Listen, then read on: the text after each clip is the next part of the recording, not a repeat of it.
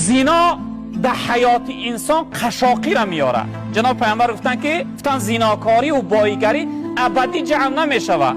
انسان زیناگار رفته رفته قشاق میشود، خار میشود، ذلیل میشود، فقیر میشود، نادارنده میشود و زانو میزنه.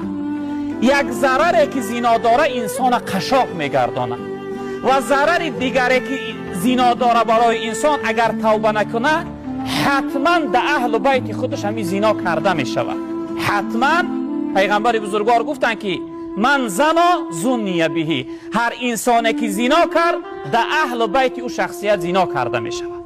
یعنی خواهرشه یا اینکه همسرشه یا اینکه دخترشه یا اینکه یک نزدیک یک شخصیت قریب شه، یعنی این کار بی آبروگی را میکنن تا اینکه برای او شخصیت در پیش روش بیاید کارهای کرده.